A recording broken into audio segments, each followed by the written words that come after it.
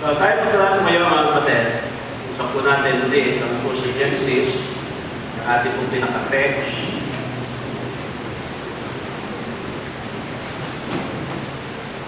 Ulitan po natin, naman po. Sa napala po mga kapatid, I would like you to pray. Yung mother po ni Brother Lito, kahapon po ay tinakbo sa ospital. Nag-shoot up po yung kanyang blood sugar, umabot po ng more than 500. Tapos, bigla naman, umabot lamang ng 20. So, lagi na lang nakapikit. Nagpunta raw si Brother Lito, na lumilan ka, nag-isip. Pag wala si Brother Lito po, yung kanyang nanay lagi ng tulong. Iiyak na po si Brother Lito kagabi, tumawag po sa akin, sabi ko, well, siguro yan din talaga ang kalooban ng Panginoon. Sabi niya, basta di naman po ako naiiyak. Dahil mamamatay nanay ko. Naiiyak lang ako. Dahil talagang, alam ko, kukunin na siya ng Panginoon. Makakasama na siya ng Panginoon. Amen? So you just pray kung ano po ang kalooban talaga ng Panginoon. Okay. 8:22. Genesis. While the earth remained, seed time and harvest, cold and heat, summer and winter, day and night shall not cease. Guys, madali manalangin. Mapagpala namin Diyos, salamat po. Magkakabasa niyo po salita. Salamat. Mga nangyari. Salamat, Panginoon. Sa inyo po patuloy na paglubay, gabay, sa bawat isa sa amin. Dalangin namin, Panginoon, manalo po kami sa aming po pag-aaral na gagawin. Nihiling po namin ang banal na Espiritu po ang siyang pumilos sa aming po kalagitnaan. Tinataas po namin kayo, Panginoon. Meron po sa aming kalagitnaan. Wala pa pong katiyakan ng langit, iligtas mo po siya, Panginoon. At kung meron po sa aming kalagitnaan ng lalamig sa kanyang pananampalataya, ipuin ko po, Panginoon, ang kanyang puso. At kanyang muling maramdaman ang init ng kanyang pupunang pag-ibig po sa inyo. Salamat, Panginoon, gamitin mo po ang inyong pong lingkod para mag-atid ang inyong pong salita. Ito po ay aming inilig na salamatan sa pangalan ng aming Panginoon sa Kristo. Amen. Well, tayo. I would like also to congratulate ating po mga nag-showing kahapon. Ang report po sa akin, nakapag-win po sila ng more than 60. Amen. Amen. Bless you. Okay, now, ang title na ng ating pong message, Trusting God in the Changes of Life. Better given na po ito, mga kapatid. Dapat talaga pong tanggapin natin na merong lagi pong changes sa ating buhay. Doon po yung changes talaga na we choose na magkaroon ng pagbabago, pero merong mga changes po na hindi po natin kaya pigilan talaga po mangyayari. Ano po? Kaya inevitable po yan sa ating buhay. Na nothing stays the same. Ito po natin yan. Wala po mga kapatid na nanatiling ganon. Dahil pag gusto natin manatiling ganon, wala ka rin po makikita magbabago po dyan. Kaya there is no growth without change, mga kapatid. There is no change without loss. There is no loss without grief. And there is no grief without pain. Sabi nga po natin. At yung pain niya na yan, mga kapatid, ito po ay isang warning po sa atin para po yan yung basa, mga kapatid. Na every time na tayo po nakakaranas ng update o sakit, ibig po sabihin lamang po niya, something is wrong. Amen? Something is wrong.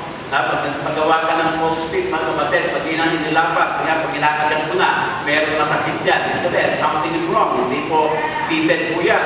Kailangan ng adjustment.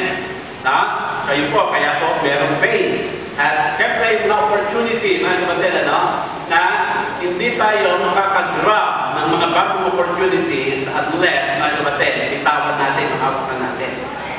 Di ba? Amen? So there are times sa changes of life, meron tayong na dapat bitawan para makamtan natin yung mas maganda. Di ba? Amen? Yun po. Okay. And always po, syempre, yung ating pong changes of life, that is always a test of faith. Sinusubok po yung ating pananampalataya. Hanggang saan po ba tayo? Tayo ay mananatili sa Panginoon, at tayo po ay lalayo na sa Panginoon. Ano po? Okay. Sabi nga sa Matthew 5:4, Blessed are they that mourn, for they shall be comforted. At over and over, makita po natin dyan, nasabi rin, dito po sa Ecclesiastes chapter 3, verse number 4, a time to weep, and a time to laugh, a time to mourn, and a time to dance. Nasabi lang, na meron mga, we can be sad at the same time rejoicing. Amen? Parang nahirap yan, di ba? Malungkot ka, pero at the same time, nag-rejoice ka. Nagdali ko may illustration ng kapatid, ang trabaho si Jill at si Annie. Si Jill muna. Siyempre, nalungkot ka po, lalayo na po the very first time. Sabi ko nga po sa inyo, ang aming history po ng pamilya, ang aming toothbrush isa lang. Ang aming higaan ng kama, isa lang din po. Kaya very close po kami, tapos lang isa. Merong mawawala. Diba? Medyo malungkot po yun. Malungkot.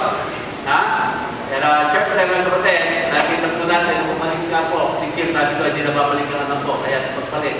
Ayun, napangasawa na ni Rodel. Hindi na nga nakabalik. Amen? Kaya nung si Hanya ang umalis, sabi ko, hindi muna. Huwag muna mag-aasawa. Anyway, kaya kapatid, sabi natin natin yung pain, pero ngayon, nakita mo na, yung pamilya mo, hindi na po lumalaki. Actually, hindi nawalan ka, kung hindi you gain another son. Yan yung son-in-law. Diba? So, malungkot ka, pero you can also be happy. Amen? So, yun po yung mga changes of life. Ano natin? Actually pa, pag sinabi nga natin yung nasaktan ka, nasaktan. Ayaw ng tao masaktan. Amen? Gusto nyo ba nasaktan kayo?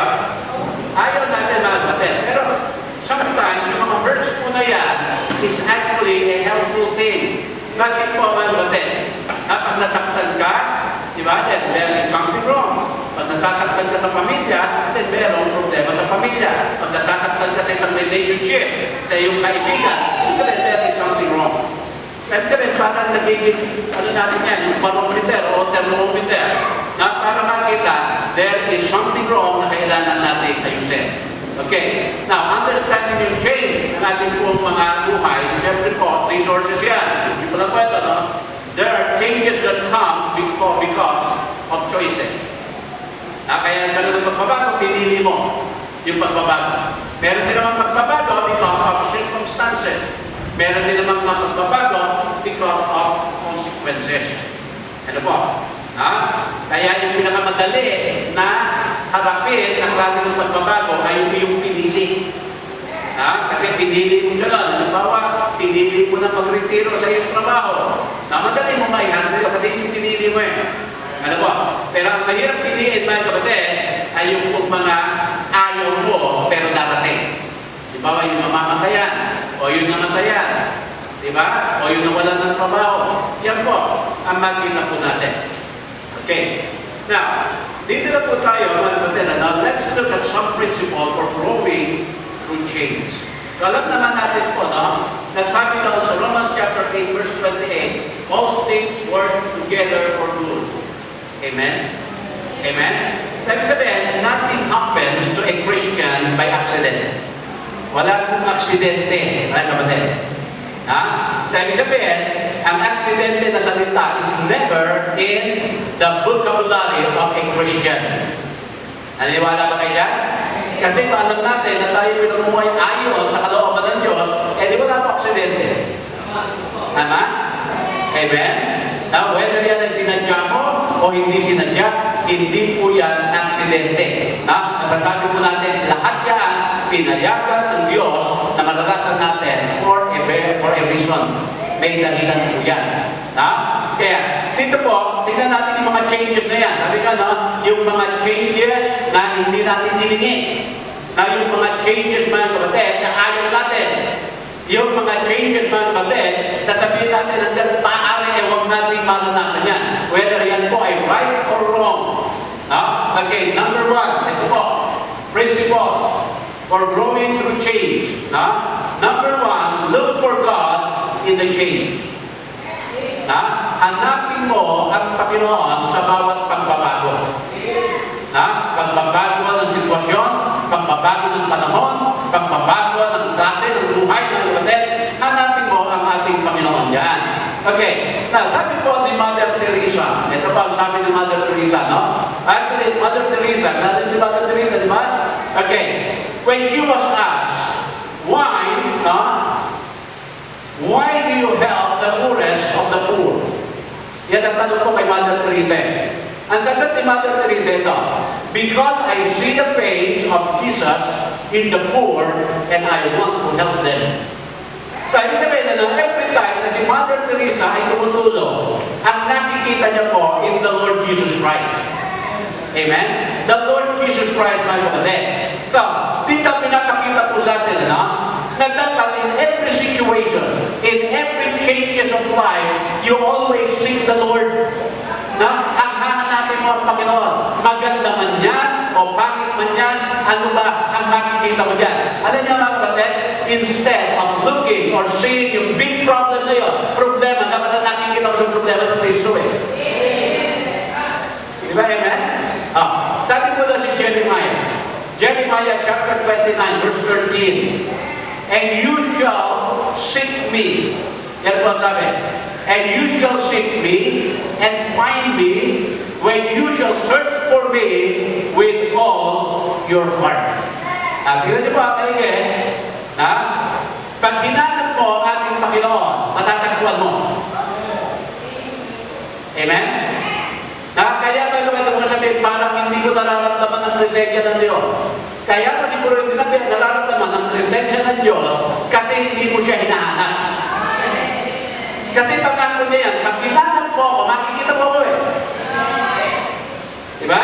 Okay. Ano pa? Sabi yan, when you shall search for me with all your heart. Tingnan niyo po, ang sinasabi ko rito sa atin, ng verse nito, na for sure, we can find the Lord. Pero ang sabi niya, hanapin niyo ako with all your heart. With all your heart. Yan po. Kaya God is saying here, if you seek me, you will find me. Kaya you know, our problem, ano po, ang problema natin, when change comes, we look for everything else except the Lord. Ang dami natin hinahanap. Pag nagkaroon tayo ng problema, nagkaroon pa ng mga changes sa buhay, ang dami mong hinanap mo na lahat. Pero mga kapatid, nakakalimutan mo hanapin ng ating Panginoon. You look for a comfort, mga kapatid. Anong comfort? Sa mga unsafe, pupunta yan sa mga beer house. Diba? Yung mga iba kung saan-saan, mga kapatid, pupunta yan sa mga sanlibutan. Hahanapin na nila lahat na makakatulong sa kanila, malibat lamang sa ating Panginoon. Para patiramin nyo lang, we look for a quick solution. Para ba kayo yung quick fix? Diba? Sabi ng gala, alam tayo, lagi gusto natin instant. Yung madalian ba? Kaya kapatid, hindi po natin makikita ang isang solusyon na madalian sa mga changes sa ating buhay. Iba, naghahanap ka agad ng relief, marilip ka agad siya. Kaya tingnan nyo, when you're in the middle of a problem, anong ginagawa po natin? Ano ba yung madali, yung pinakamadali para makalimutan ko itong problema na ito? Alam niyo po, dapat ang pinakamadali? You seek the Lord. Amen? Pangako naman ng Panginoon yan, di ba?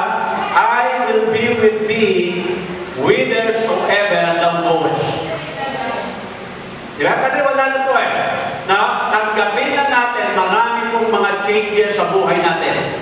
Tanggapin na natin po mga kapatid, ang problema darating, ang problema aalis, ang problema darating ulit. Amen? Pag meron ka mga kapatid na solve sa problema, may parating na naman. Pag na-solve na naman yun, meron na naman darating mga kapatid. Hindi ba? Kaya in every problem, in every changes of life, ang lagi mong hahanapin, Lord, tulungan mo po ako.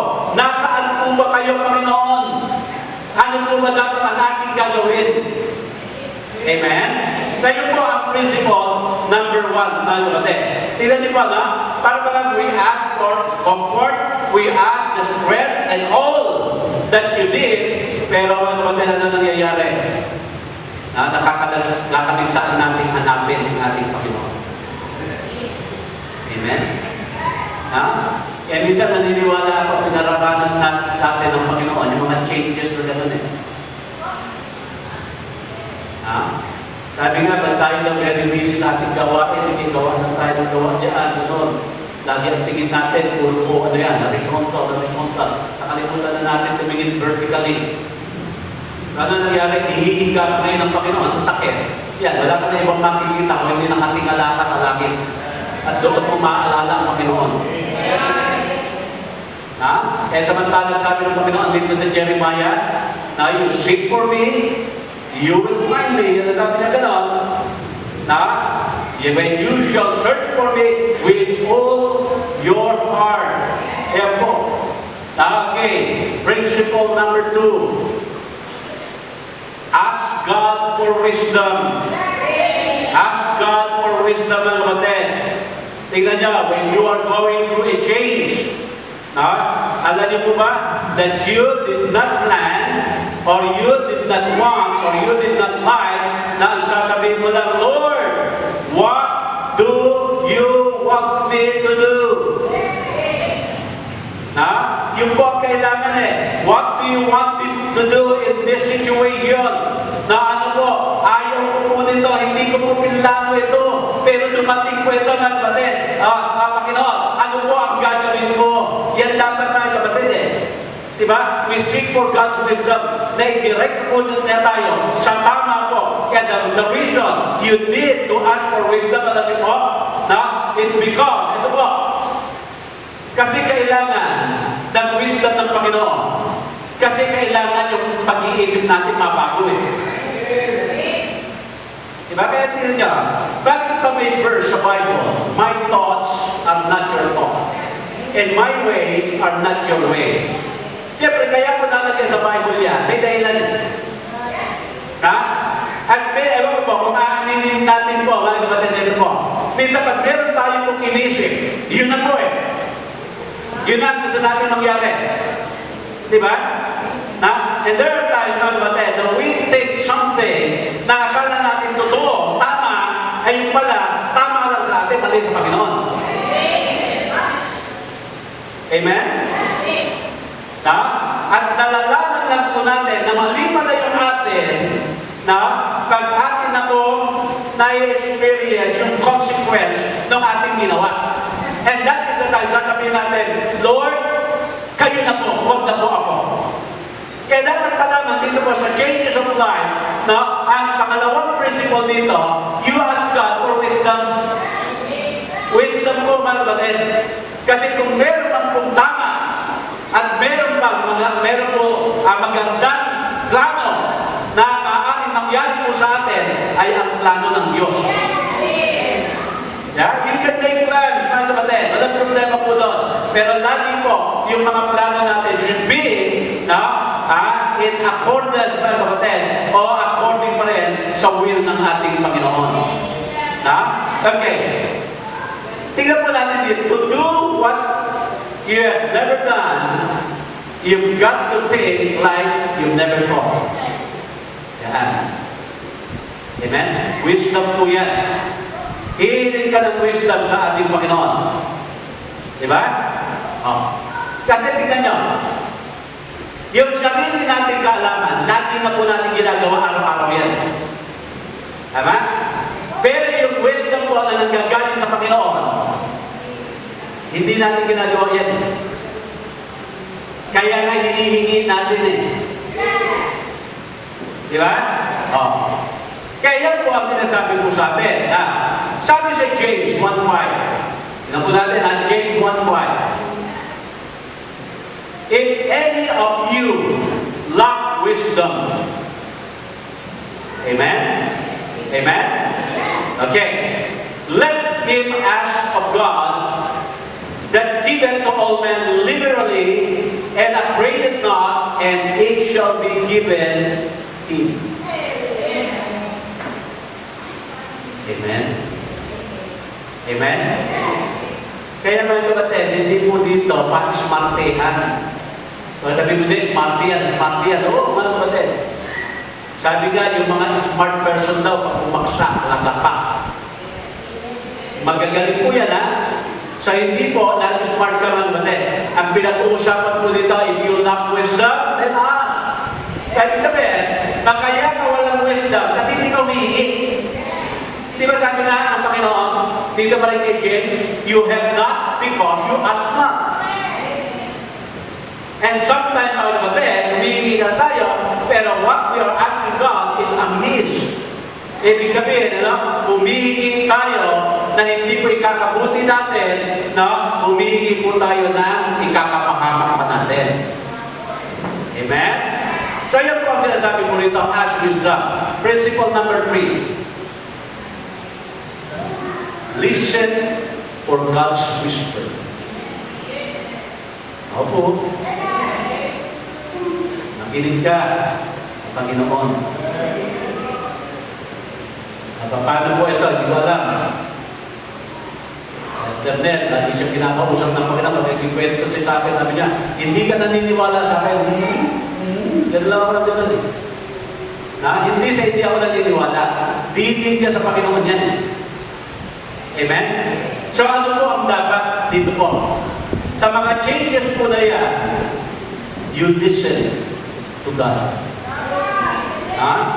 Now, tingnan niyo po.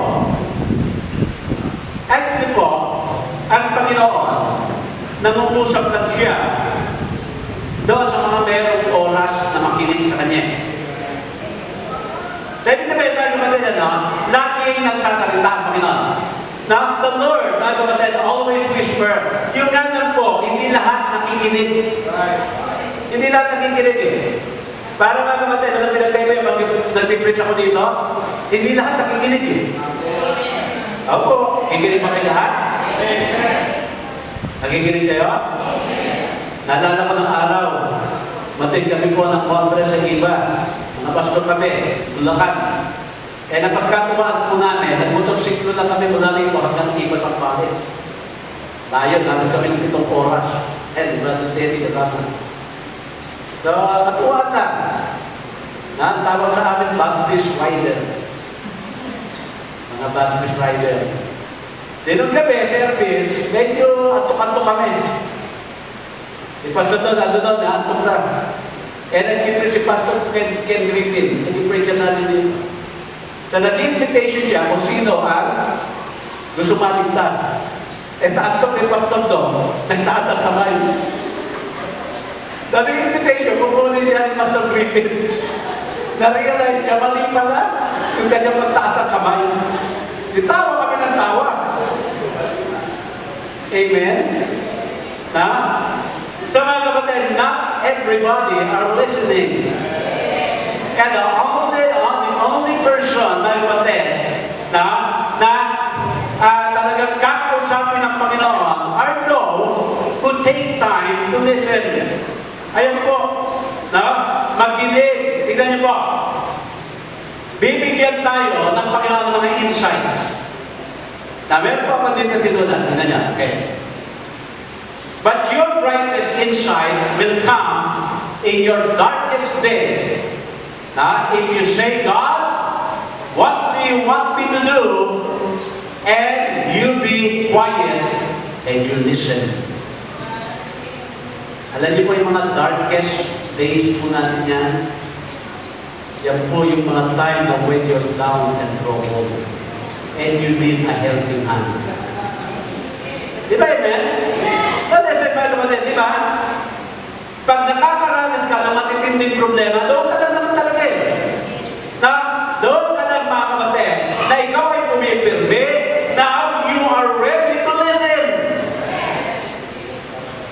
Because of those darkest days ng buhay mo. Ano ang nangyayari? Ngayon, nakakakita ka na ng mga insights. Nakakita ka na, nasabi mo, ito pala gusto ng Panginoon sa akin. Ba't hindi ko narinig ito? Ba't hindi ko nakita kaagad ito?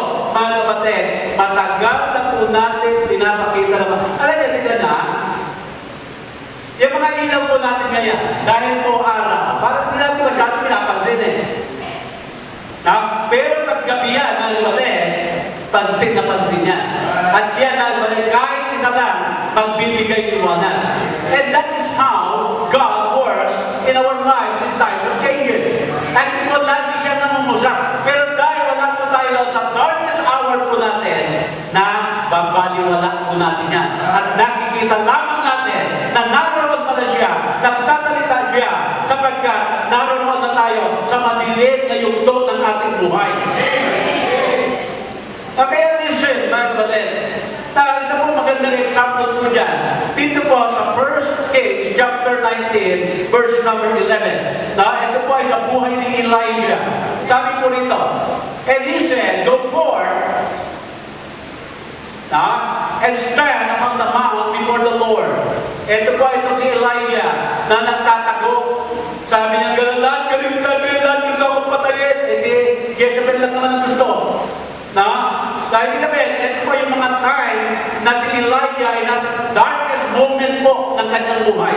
Kaya sabi niya, and he said, go forth and stand upon the mount before the Lord. And behold, the Lord passed by, and a great and strong wind rent the mountain, and brake it in pieces. Tama ba yan? Binabasa ko? Okay. Sabi niya, and the rocks before the Lord. But the Lord was not in the wind. And after the wind, an earthquake. But the Lord was not in the earthquake. Verse 12. And after the earthquake, a fire. But the Lord, listen, was not in the fire. And after the fire, a still small voice. Verse 13. And it was so when Elijah heard it, that he wrapped his face in his mantle, and went out and stood in the entry of the cave, and behold, there came a voice unto him, and said, what doest thou here, Elijah? Nakita niya kung paano po nangusap ang Panginoon sa kanya? At ano sinasabi ng Panginoon?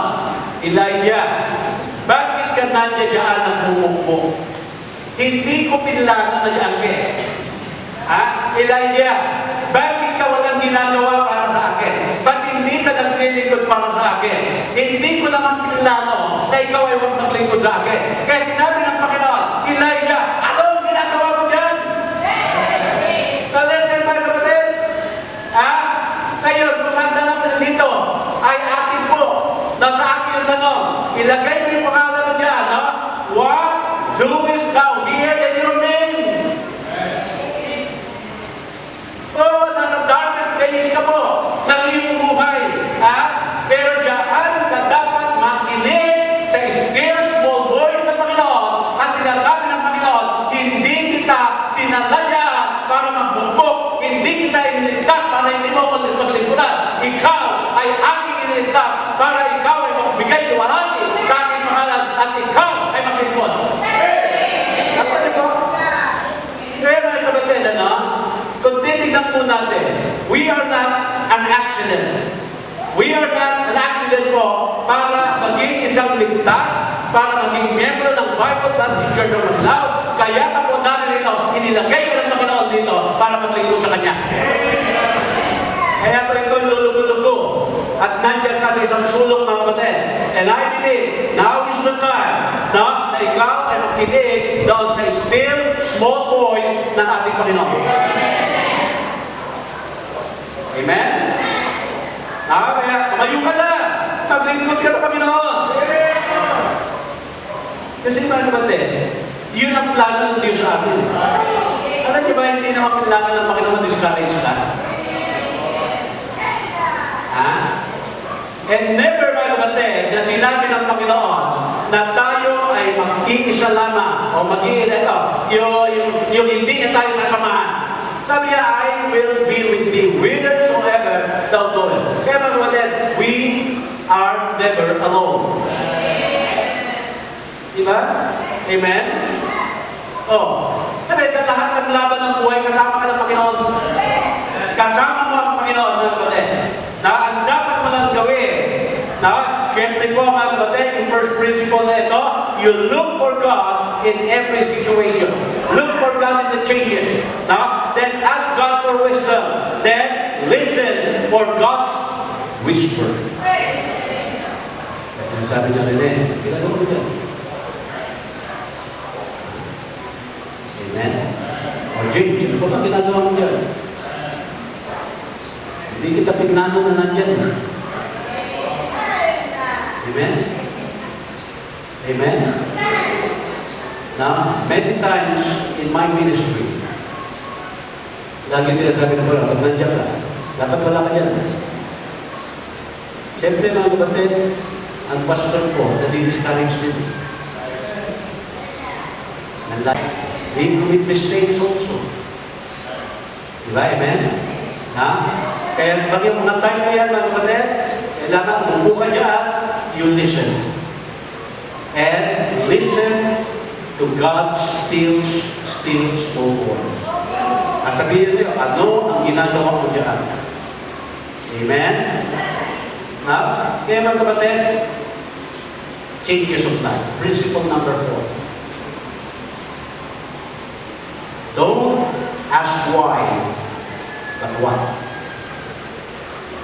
Alam niyo, minsan, pag dumating na yung mga darkest moment na ating buhay, lagi natin tanong, Panginoon, bakit po? Diba? Amen? Bakit? Noong 96, sabi ko sa inyo, nagkaroon ako ng sakit, na leprosy. Ang tanong ko rin sa Panginoon, bakit? Sagot ng Panginoon sa akin, bakit naman hindi? Amen? Amen? Bakit sino ka ba? Parang gano'n. Sino ka ba? Minsan ganun no?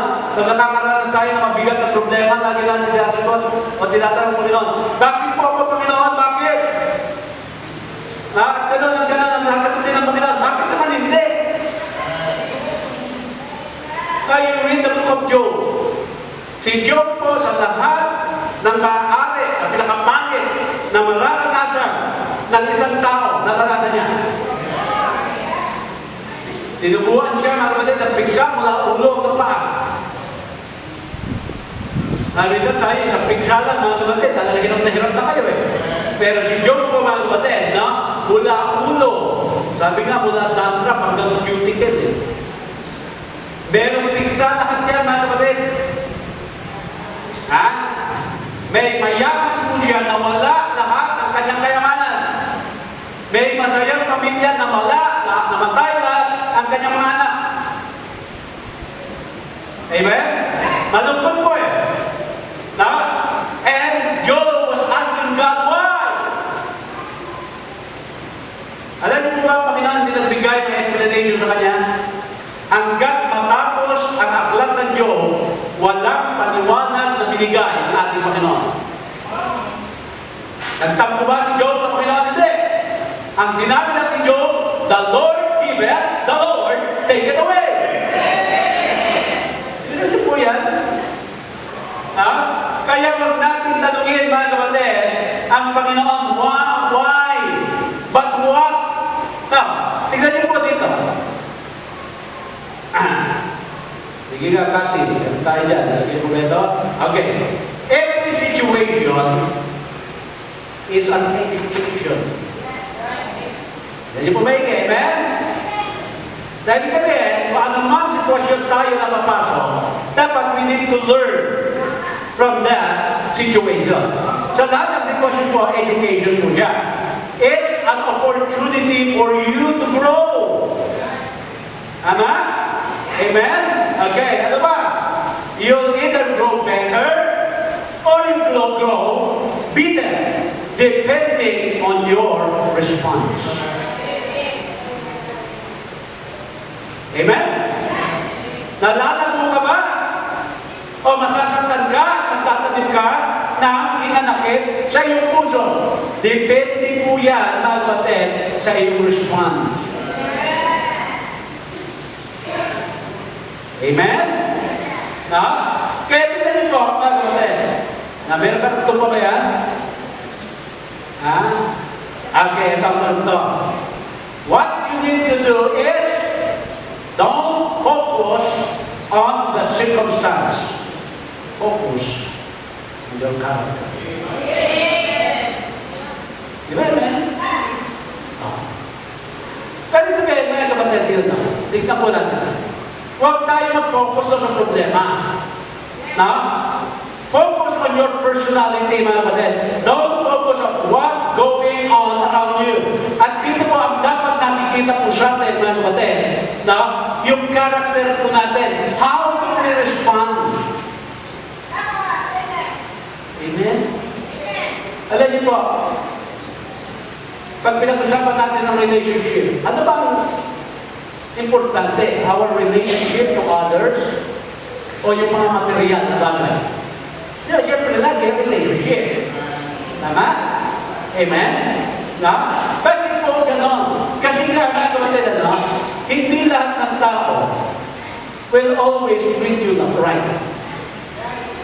Because people change. Noong araw, yung mga members po dito, yung mga real family, sabi nila sa akin, Pastor, talaga po ako, napakabait yun, Pastor. Salamat. Pero alam niyo po, nandinan ko yan. Huwag po naman kayo masyadong gano'n sa akin kasi baka darating ang araw, hindi na magiging ganyan ang tingin nyo sa akin. Diba, amen? Kasi na yung kaibigan mo, baka bukas hindi na eh. Pero pag pinahalagaan natin ang relationship ng kapatid, kahit ano pa ang nangyayari. Amen? Bakit po? Kasi dapat Espiritu ng Diyos ang nasa atin. Diba? Ngayon, ang tanong ay ito. Ilang beses ba tayo nagkakamali sa Panginoon? Maraming beses. Ilang beses natin sinasaktan ang ating Panginoon? Maraming beses. Pero ano ang trato ng Panginoon sa atin? Anak niya na minamahal. Amen? Bakit po mula nung tayo ay napasok po sa relationship? Ano po? Kaya, yung mga yan, sabi nga, yung mga circumstances po na yan, yan po ay lagi po dahil sa ating mga sitwasyon. Education po yan. Na marami po tayong matututunan diyan sa mga yan. Amen? Okay. Ano ba ang dapat natin matutunan? Siyempre po, contentment. Contentment. Nakita niyo po dito sa Philippians chapter 12. Philippians chapter 12.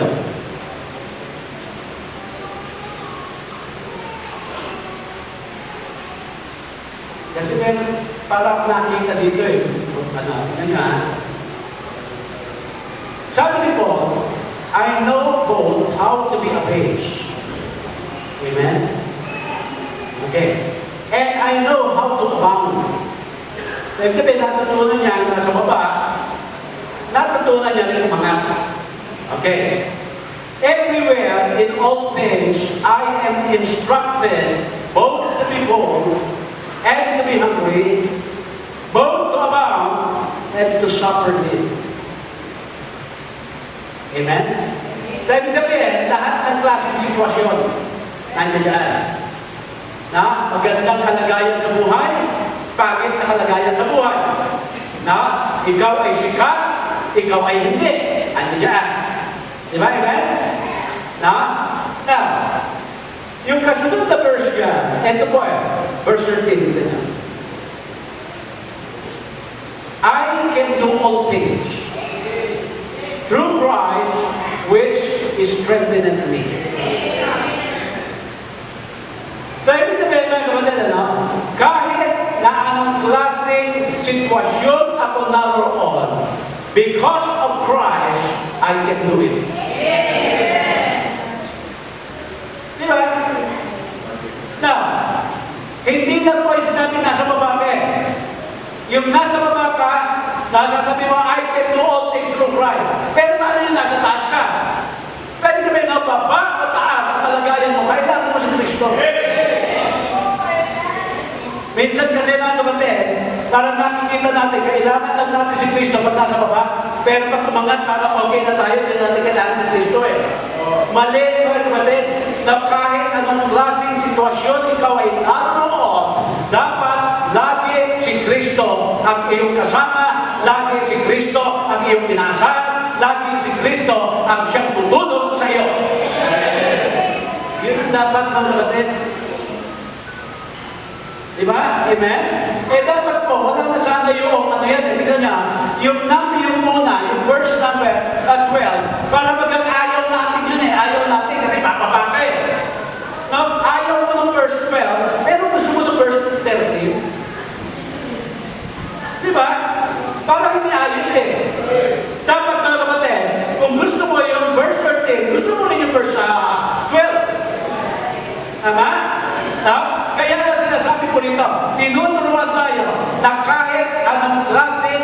sitwasyon tayo naroon, dapat matuto tayong maging kontento.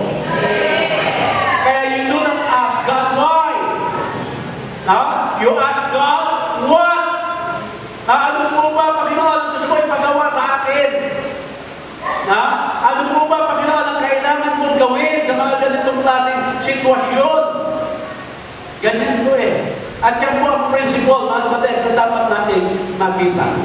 Okay, isang verse po. 1 Thessalonians 5:18.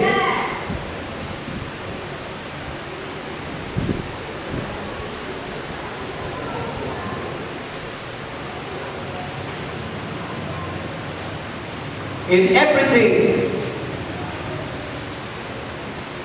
give thanks. In everything, give thanks. Amen? Alala ko ng araw, yung anak ng isang pastor Kid po ito, lalaki, pangalan niya si John, maliit po dyan. Pero mga Koreano, lagi siya natutulungan, in everything, give thanks. Minsan naglalaro yan na untog, bumulo sa labesa, boom! Bukod. Bago umiyak, isigaw mo na yun, thank you, Lord!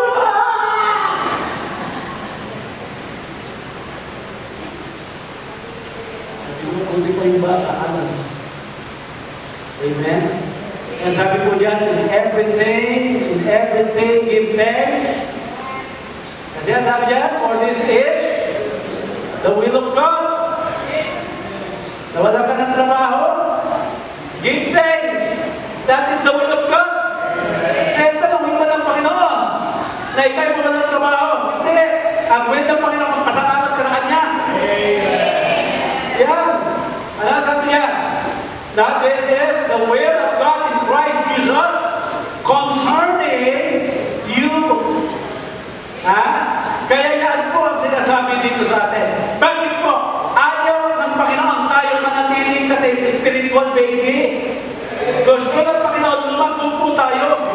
Kaya pinaka-purpose po ng changes of life, para po tayo maging mature spiritually, maging mature mentally, maging mature emotionally, mga kapatid, para tayo ay makasabay na sanlibutan ito. Kasi sanlibutan ito, mga kapatid, wala naman itutulong sa ating tama eh. Ang worldly system, ano itutulong tama sa atin? Wala eh. Amen? Kaya anong dapat natin gawin?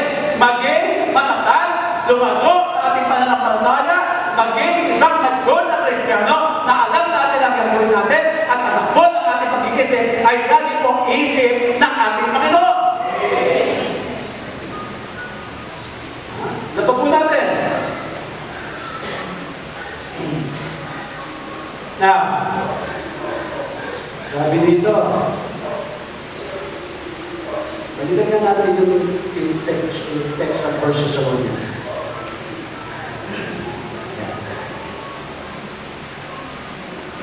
Nakita niyo po yung unang letra o yung salita. Ano lang? In. In everything.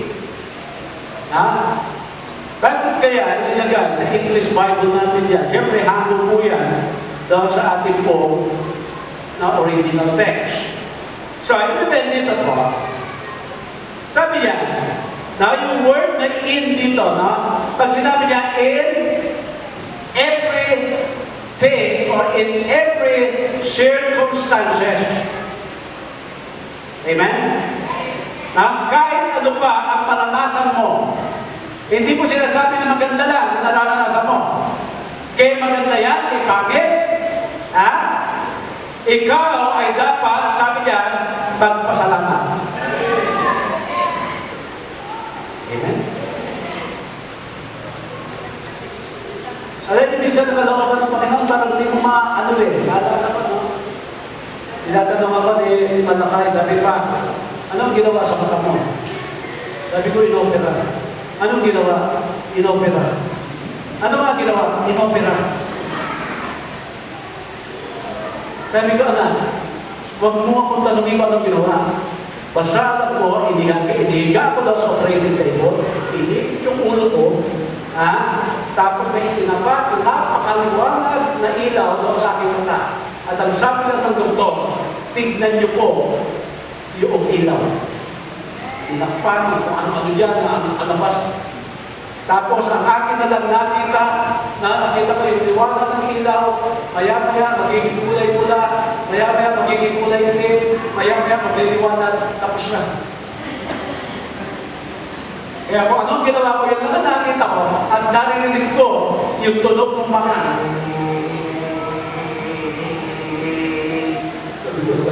Tapos yung doktor po, si doktor na daw, ang pangalan ng Bumer Bushal, Taksamana.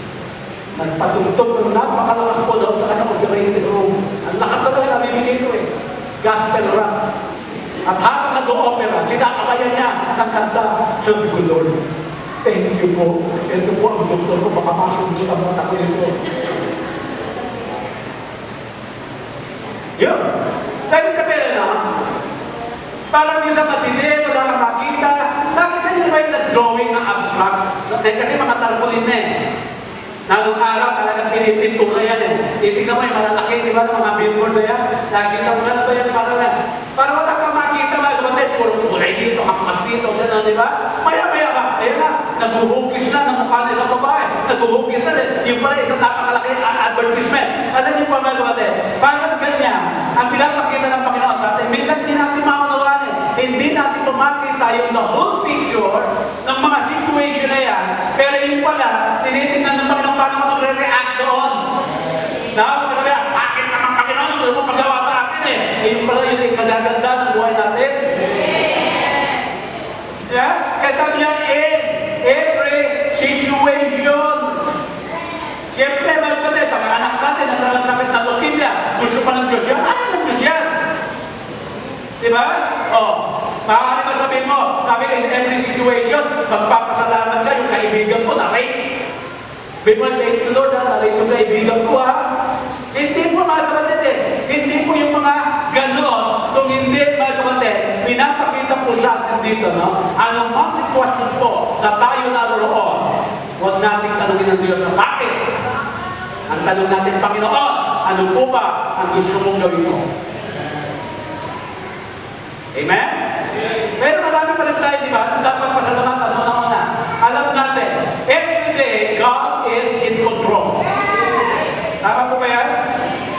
God is in control. Ano ba? Mahal tayo ng Diyos. Kaya nga yung awit ng ating kanina, why? I love you. Amen? Ano ba po? Ang plano ng Diyos sa ating buhay hindi nagbabago. Dapat pasalamatan natin yan. Na siya po ang siyang tutulong sa atin everyday po sa ating buhay. Amen? Principle number 5. Focus on what never changes. Mag-focus ka doon sa mga hindi nagbabago. Ano ba yan? And what never changes? 3 things po yan. Una, God's love never changes. Amen? Talagay po ba niya, nagbago ang pag-ibig ng Diyos? Sabi niya sa Jeremiah 31:3, I have loved thee with an everlasting love. Ibig sabihin ng kapatid, pag salbahin ako, mahal pa rin ako ng Panginoon. Pag mabait ako, mahal pa rin ako ng Panginoon. Makagawa ako ng mga bagay na kalooban niya para sa akin, mahal ako ng Panginoon. Pag ako'y sumasablay, mahal pa rin ako ng Panginoon. Sa ibig sabihin, hindi po nagbabago yan. Ano ba? God's promises. Yeah. God's promises.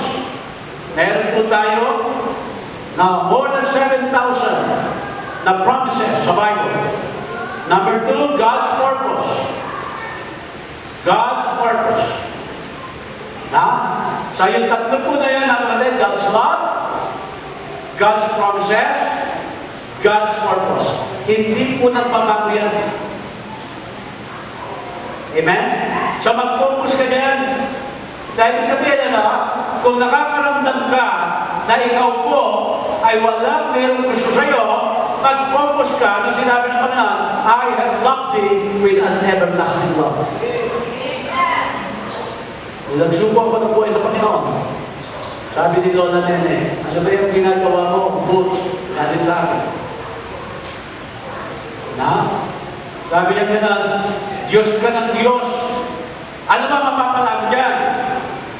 Bakit ka nagpunta dyan? Sabi ko lang sabi sa kanya, sabi ko, Lola, dito po binago ng Diyos ang aking buhay. Ano ang bago-bago? Alam niyo po, parang napikon ako. Sabi ko, Lola, dito ka ako binago, kayo nga dapat baguhin din eh. Dapat kayo, pagsusugal nyo, itigil nyo na eh. Dapat lalo sa akin, sabi ko, hindi ko pera yung sinusugal ko Oo nga po, nanghihinayang na ako, pera nyo nga eh. Yung nga lang nauubos, nagalit po sa akin. Amen? Hindi ka makunawaan, kapatid. Kaya nung mga time na yun, naramdaman ko, wala na yata nagmamahal sa akin dahil sa pagsasabi ko ng katotohanan. Hanggang mga kapatid, binigay ng Panginoon sa akin ang Jeremiah chapter 31:3 na sinabi ng Panginoon, anak, I have loved thee with an everlasting love. Hanggang ngayon, daladala ko po yung pag-ibig niya. Kaya dumating ang araw, hindi na ako mahal. Mahal ka na naman Panginoon. Maybe naman kayo, parang darating talaga yung araw na yun. Gusto mo pa talaga yung talaga rin. Tawa yan. Amen? Pag sinabi naman yung God's purpose, siyempre po, mga kapatid, hindi nagbabago ang purpose ng Panginoon sa atin. Pag sinabi God's promises, yan po, lahat ng promise ng Panginoon ay totoo.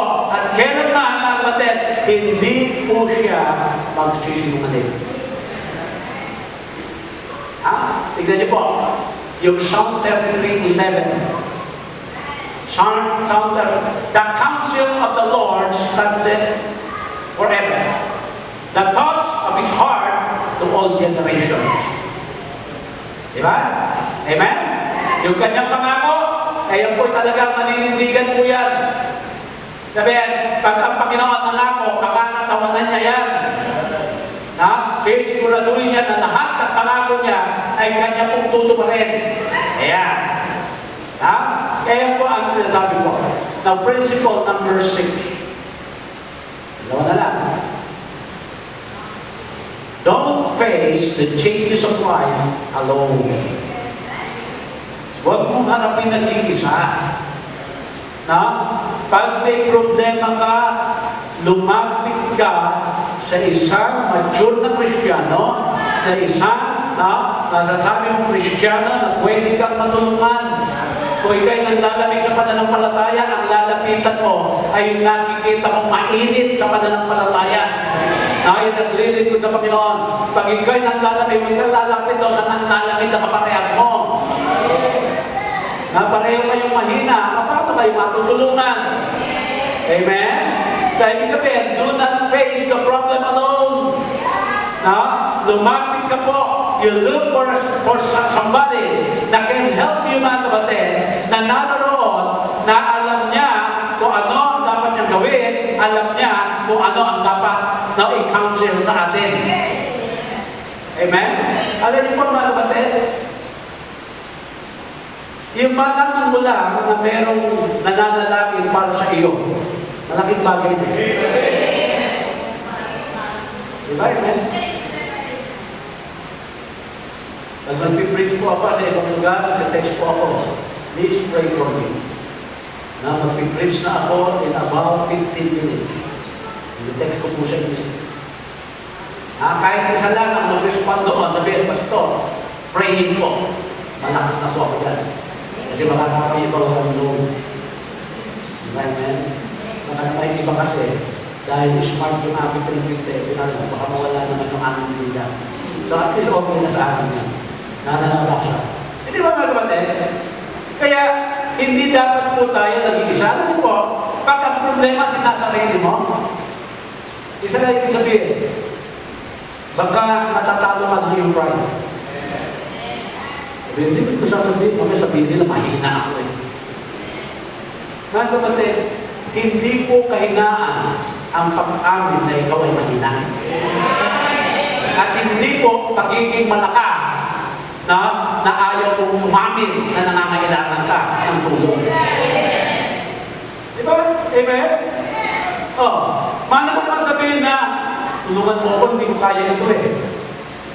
Na? At ito sasabihin ko po sa inyo, pag ikaw ay nagpunta doon sa tamang tao, hindi ka mapapaya. Tutulungan ka niya, mga kapatid. Na? Kaya tutulungan ka niya unang-una na ano? Na iyo po maituwi yung iyong parang nararamdaman na nakakaya sabihin ko sa kanya ito, na nakakaya sabihin ko sa kanya ito.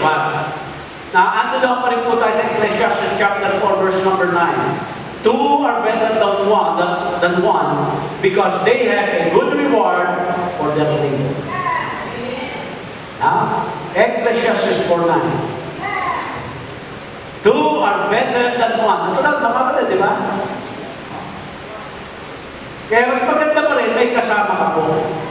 Na talagang mananalangin para sa iyo, magbibigay sa iyo ng mga godly at biblical advice. Di ba? Ipapakita sa iyo sa Bible kung ano sinasabi niya. At dyan po. Principle number 7. Become a promised person. Become a promised person. Ano po ibig po sabihin niya? Alam niyo po, ang ating pong church, '29 na ngayon, di ba? 28 tayo nakaraan, ano? Sa ating pong ministry, 35 years na po ako sa ministry. 35 years. At alam niyo po, bakit po ako nakakatagal ng ganito? Dahil lang sa pangako ng Diyos. Lahat ng pangako ng Panginoon, pinagawa ko. Nang sinabi niya, faithful is He that calleth you, who also will do it. Pinagawa ko yan, Lord, tinawag mo po ako sa gawain na ito, bahala ka sa akin. Yun lang po. Hindi na po ako nag-dream na, lagi ko na sinasabi, bagamat ako po, yun ang prayer request lagi, Mr. Tel, magkaroon siya ng sariling bahay. Sabi ko, sige, pag-pray ko yan, pero sa akin, pag meron akong simbahan, may bahay ako. Siyempre, sa babae, iba din naman yun. Di ba? Pero lahat po niya, talaga po pinanghawakan ko po. Nang sinabi ng Panginoon, I will supply all your needs, pinanghawakan ko po yan. Sabi mga kapatid, lahat, mula na nag-umpisa po ako, hanggang ngayon, ang inaasahan ko lang ang Panginoon. At ito po, sasabihin ko sa inyo, more than 35 years, hindi po ako winigo sa Panginoon. Nagkaroon po ako ng church na napaka-tapat at napaka-babait na miyembro. Parang ayaw niyo mag-amen. Amen? Diba? Na laging nakakasama ko sa gawain. Tingnan niyo po sa Philippians chapter 1 verse number 6.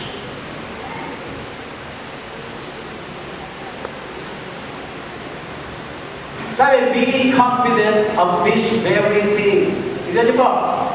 That He which hath begun a good work in you will perform it until the day of Jesus Christ.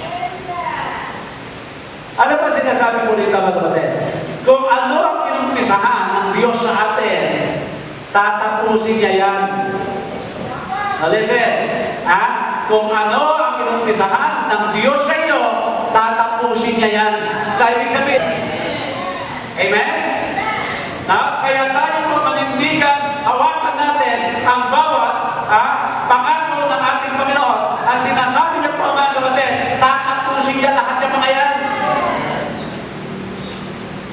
1 Peter 5:7. Sabi niya, casting all your cares upon Him, for He careth for you. Now, alam mo yung ating mga alalahanin ngayon? Ano man ang alalahanin natin ngayon, ang sinasabi po ng Bible na kapatid, ibigay natin lahat sa Kanya yan, because the Lord careth for us. Kaya ano ang problema?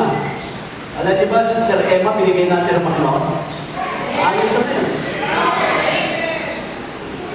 Amen? Kaya ano man ang problema mo ngayon, sabi ng Panginoon, bigay mo lang yan. Alam niya, sabi niya, cash. Alam niyo po ba, mga kapatid, na nakakapanood kayo ng baseball, yung mga World League na yan? Na? Nakita niyo po, yung baseball po, mga kapatid, baseball ha, pag yung pitcher po, ibabato niya yung bola, na merong record po dyan eh.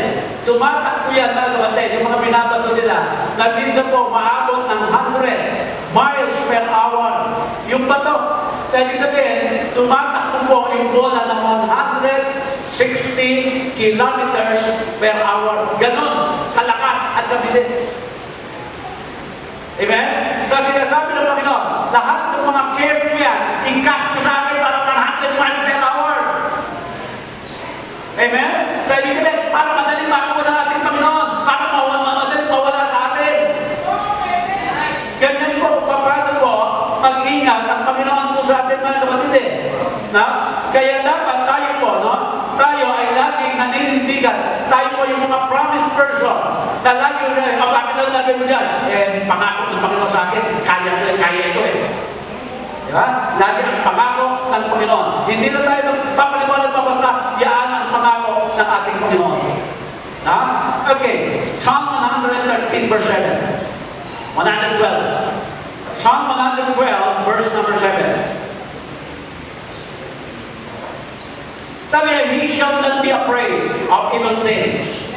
His heart is fixed, trusting in the Lord. Alam niyo po kanina sinasabi yan? Ha? Pag ikaw ay matakap sa Panginoon, pag ikaw ay nanindigan sa mga pangako ng Panginoon, ang sabi niya, you shall not be afraid. Amen? Of evil tidings. His heart is fixed, trusting in the Lord. Na? Kaya yan po ang aking pinanindigan sa gawain ng Diyos.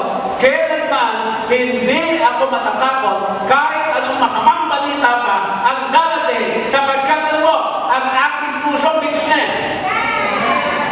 Nakapix na po yan. At ang puso ko saan po siya na-fix? Magtiwala lamang sa ating Panginoon. Amen? Number 8, last. I tell God I trust Him no matter what. I tell God I trust Him no matter what. Amen? Sa kahit anong changes. Alam niyo ba mga kapatid? Hindi naman natin alam kung anong darating bukas eh. Sa si Tina, I would like to call Tina to sing a song. Actually po, dapat kakantahin ko. Eh, kakantahin ko na rin Tina. So I would like to request Tina to sing a song. I know He holds the Lord.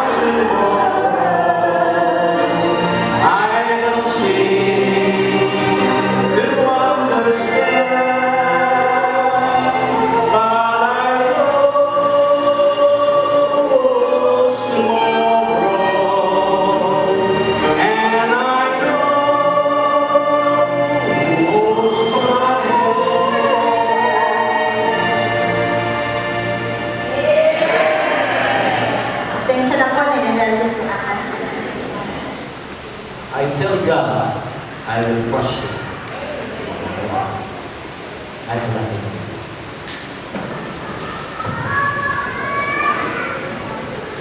Pagpala ng Diyos, salamat po siya. Salamat sa walang principles po na ito. Alam namin makakatulong po sa amin sa pagbabago na amin po mararanasan.